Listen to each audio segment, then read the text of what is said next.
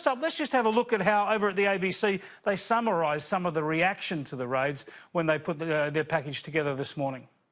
I've never seen an assault on the media as savage as this one. I think it's an outrage, and I think we should all be very alarmed.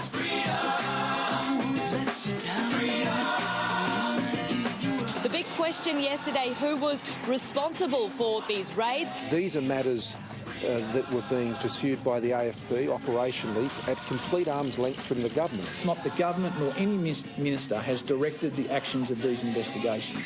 The government has given its law enforcement agencies increasingly intrusive powers. But at what cost? Because if those same powers are used to suppress uncomfortable truths, who protects public interest? The terms of the warrant are unbelievably wide. It allows the AFP to add, copy, delete or alter material in the ABC's computers. I've never seen a warrant this comprehensive and this, I'd say, scary. The inference that we can remotely alter documentation is totally refuted. A remarkable story is happening in Australia right now that raises real questions about the ethics of the Australian government. A police raid in Australia on the headquarters of the public broadcaster. The police raided the Sydney headquarters of the country's national broadcaster. This directly threatens Australia's standing as a country that respects press freedom.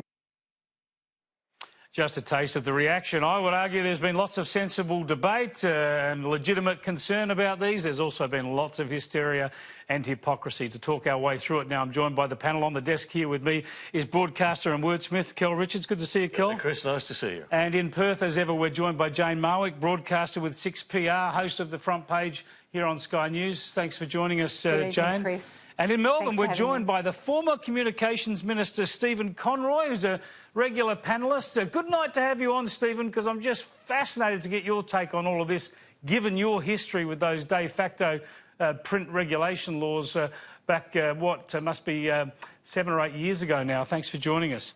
Good to be with you, Chris. First up, well, let's start with you, Stephen. How concerning are the AFP raids? Is it not a legitimate thing to do, as Mark Dreyfus demanded in his letter to the then Prime Minister, that top-secret classified information being leaked to the media must be investigated?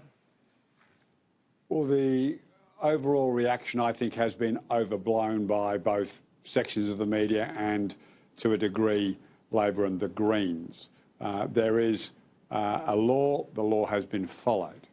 But where the problem occurs is, as has happened with the police raid on my own office, the police raid on my staffer's home till 5 o'clock in the morning, where they went through all of his home, his private computers, etc. The NBN board lied to the police and claimed that there was national security implications for the information that had been leaked and appeared in newspapers. So the problem that you have here is that the content may have been called national security, but it's increasingly the words national security and top secret are being used to hide the government's embarrassments. And I'm not trying to be partisan. I think all parties need to be careful how they play this game, because they will all end up ultimately having an investigation into leaked material. The question at the heart of the warrants issue is whether or not the material is actually secret. There is no possible reason that a stuff-up in the rollout of the national broadband network, as was ordered by the board and allowed by Malcolm Turnbull, could possibly constitute national security. Now, look, you're absolutely right. That's a different issue, that NBN one. But I'll keep going. Yep. Let me keep going. Where I struggle with the issue around the leak that Annika Smethurst received was the fact that powers were being considered to expand our national security agency's reach.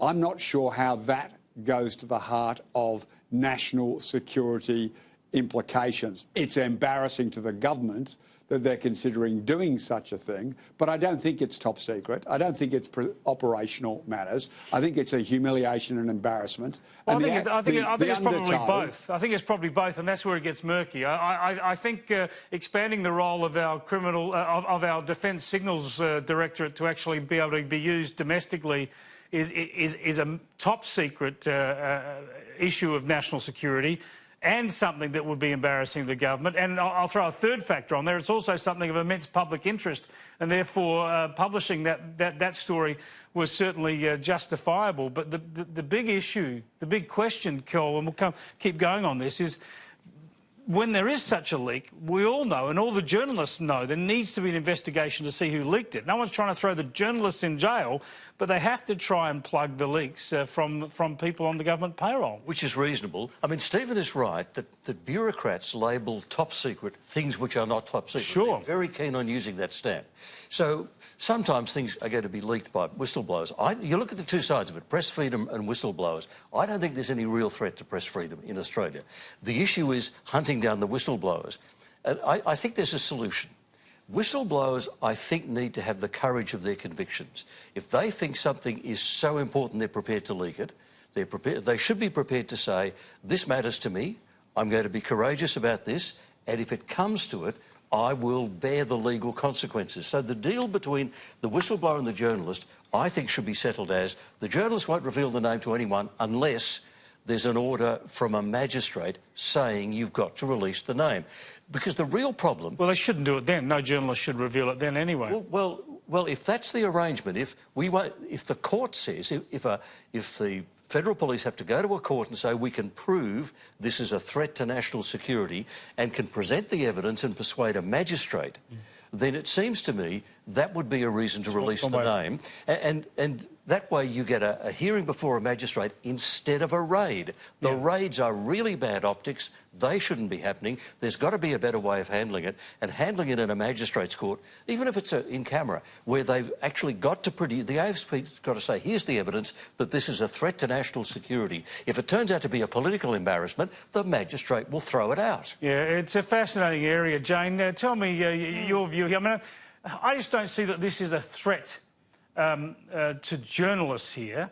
I agree with Kel. It's the idea is really the threat to whistleblowers, but also if the AFP must know that the journalists are unlikely to have material around to incriminate whistleblowers. So sort of 7 hours going through everything seems a bit over the top. Although if you're going to investigate, I suppose you've got to do a legitimate investigation.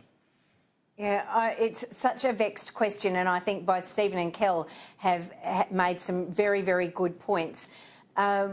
We are in a digital era. This is the thing, you know. I don't know about you, Chris, but it's been a while since, actually it hasn't been that long, since someone left me an envelope, a yellow envelope with printed material in it. It is the way we use to communicate. But just on that, let me interrupt you. This is the point, though. If you're leaking or engaged in getting a leak, these are the sorts of things you discuss. And you might arrange to print something off, or you've got to be careful where you print it off and all that, but and hand over a physical copy rather than an email for these very reasons. That's I mean, you can't just have sort of trouble-free leaking from behind classified barriers to journalists. There's got to be some sort of encumbrance that people need to get around.